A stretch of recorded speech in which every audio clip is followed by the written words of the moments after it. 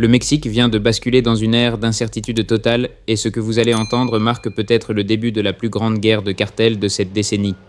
Hier, le dimanche 22 février 2026, une onde de choc a traversé le continent. Nemesio Oseguera Cervantes, plus connu sous le nom d'El Mencho, le leader absolu du cartel Jalisco Nouvelle Génération, a été abattu. Ce n'était pas une simple arrestation qui a mal tourné, mais une opération militaire de haute précision digne d'un film de guerre. Tout a commencé à l'aube dans la ville de Tapalpa, dans l'état de Jalisco.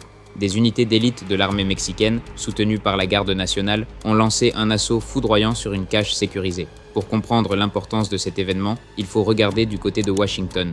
El Mencho était devenu aux États-Unis une véritable célébrité du crime, l'objet de tous les fantasmes, mais surtout l'incarnation du mal absolu dans le discours de Donald Trump.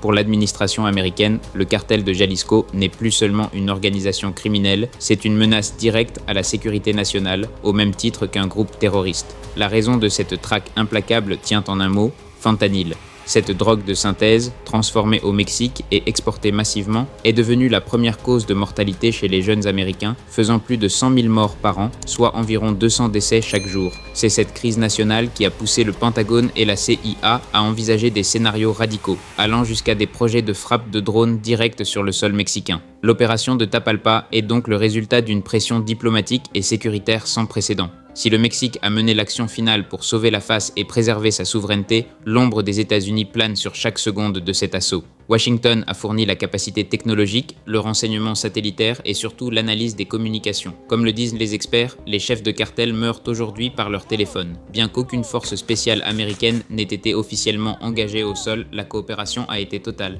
Partage d'écoute fondamentale, suivi des flux financiers et coordination des agences. Cette victoire militaire pour le gouvernement mexicain est aussi une bouée de sauvetage politique face aux menaces d'intervention directe de Donald Trump formulées en 2025.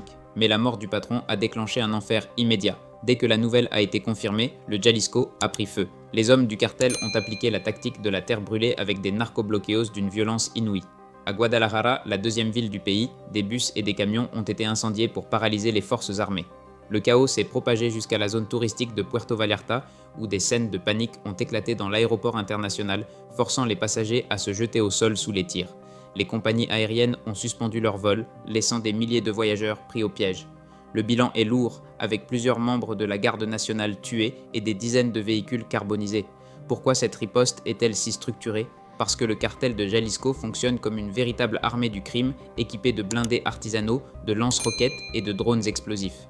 Il devient désormais difficile de faire la distinction entre le grand banditisme et le terrorisme pur. Cette qualification de groupe terroriste, désormais revendiquée par Washington, ouvre la porte à des outils juridiques et militaires beaucoup plus puissants. Pour Donald Trump, l'enjeu est aussi électoral. S'il parvient à démontrer une baisse de la mortalité liée au fentanyl avant les prochaines échéances, son pari politique sera gagné. Mais au Mexique, le vide laissé par El Mencho ouvre une boîte de Pandore. Qui va prendre la relève ? Une guerre de succession sanglante au sein même du cartel de Jalisco ou une offensive du cartel de Sinaloa pour reprendre les routes du fentanyl est inévitable. Alors que l'attention du monde est souvent portée sur les tensions entre les États-Unis et l'Iran, ce qui se joue à la frontière sud est une crise de sécurité nationale majeure.